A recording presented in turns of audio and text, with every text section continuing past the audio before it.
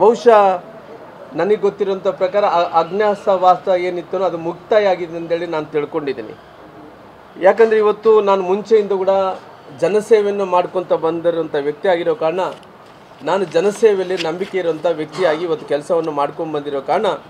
ಇವತ್ತು ಪಾರ್ಟಿ ಮತ್ತೆ ನನಗೆ ಅವಕಾಶವನ್ನು ಕೂಡ ಮಾಡ್ಕೊತ ಬಂದಿದೆ. ಹಾಗಾಗಿ ಕೆಲವು ಮಂದಿ ಎಲ್ಲೋ ಒಂದು ಕಡೆ ದ್ವೇಷದ ರಾಜಕಾರಣ, ದೇಶದ ರಾಜಕಾರಣ, ಮೋಸದ ರಾಜಕಾರಣ ಜೊತೆಲಿ ಎಲ್ಲೋ ಒಂದು ಕಡೆ ರಾಮ್ಲವ್ರಿಗೆ ಭಾರತೀಯ ಜನತಾ ಪಾರ್ಟಿಗೆ ಅನನುಕೂಲ ಆಗಬೇಕನ್ನಂಥ ಕಾರಣದಿಂದ ದ್ವೇಷ ಮತ್ತು ಒಂದು ರೀತಿ ಮೋಸದ ರಾಜಕಾರಣವನ್ನು ಮಾಡ್ಕೊತ ಬಂದಿದ್ದಾರೆ. ಹಂಗಾಗಿ ಬಹುಶಃ ನಾನು 30-35 ವರ್ಷಗಳ ಕಾಲ ರಾಜಕಾರಣವನ್ನು ಮಾಡ್ಕೊತ ಬಂದಿದ್ದನೋ ಇವತ್ತು ನೋಡ್ತಾ ಇದ್ದರೆ ಇವತ್ತು ಈ ಬಾರಿ 40 ವರ್ಷಗಳ ಕಾಲ ನಾನು ಈ ಸತತವಾಗಿ ನನ್ನ ಜೀವನದಲ್ಲಿ ಏನಿಲ್ಲಾರ್ದಂಥ ಟೈಮಲ್ಲಿ ಒಬ್ಬ ಬಳ್ಳಾರಿ ನಗರದ ಕಾರ್ಪೊರೇಟರ್ ಆಗಿ ಕೌನ್ಸಿಲರ್ ಆಗಿ, ಆ ಕೌನ್ಸಿಲರ್ ಆದಮೇಲೆ ನಮ್ಮ ಹಿರಿಯರಾದಂಥ ತಾಯಿ ಬಸವರಾಜೇಶ್ವರಿ ಅವರ ಆಶೀರ್ವಾದ ಜೊತೆಲಿ ಅನೇಕ ನನ್ನ ಜೀವನದಲ್ಲಿ 40 ವರ್ಷ ಸುದೀರ್ಘ ಜೀವನದಲ್ಲಿ ನನ್ನ ಸೋದರ ಮಾವ ಜೊತೆಲಿ ಅನೇಕರು ಇವತ್ತು ಬಳ್ಳಾರಿ ಜಿಲ್ಲೆಯಲ್ಲಿ ಅಖಂಡ ಜಿಲ್ಲೆಗಳಲ್ಲಿ ಬಹುಶಃ ನನಗೆ ಗೊತ್ತಿರೋಂಥ ಪ್ರಕಾರ ಅಜ್ಞಾತವಾಸ ಏನಿತ್ತು ಅದು ಮುಕ್ತಾಯ ಆಗಿದೆ ಅಂತೇಳಿ ನಾನು ತಿಳ್ಕೊಂಡಿದ್ದೀನಿ. ಯಾಕಂದರೆ ಇವತ್ತು ನಾನು ಮುಂಚೆಯಿಂದ ಕೂಡ ಜನಸೇವೆಯನ್ನು ಮಾಡ್ಕೊತ ಬಂದಿರೋಂಥ ವ್ಯಕ್ತಿ ಆಗಿರೋ ಕಾರಣ,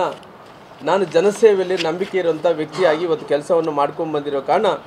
ಇವತ್ತು ಪಾರ್ಟಿ ಮತ್ತೆ ನನಗೆ ಅವಕಾಶವನ್ನು ಕೂಡ ಮಾಡ್ಕೊತ ಬಂದಿದೆ. ಹಾಗಾಗಿ ಕೆಲವು ಮಂದಿ ಎಲ್ಲೋ ಒಂದು ಕಡೆ ದ್ವೇಷದ ರಾಜಕಾರಣ,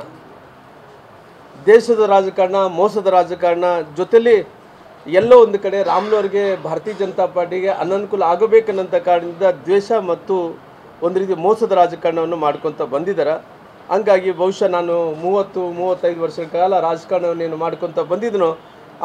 ಇವತ್ತು ನೋಡ್ತಾ ಇದ್ದರೆ ಇವತ್ತು ಈ ಬಾರಿ 40 ವರ್ಷಗಳ ಕಾಲ ನಾನು ಈ ಸತತವಾಗಿ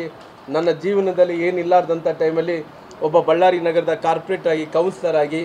ಆ ಕೌನ್ಸಿಲರ್ ಆದಮೇಲೆ ನಮ್ಮ ಹಿರಿಯರಾದಂಥ ತಾಯಿ ಬಸವರಾಜೇಶ್ವರಿ ಅವರ ಆಶೀರ್ವಾದ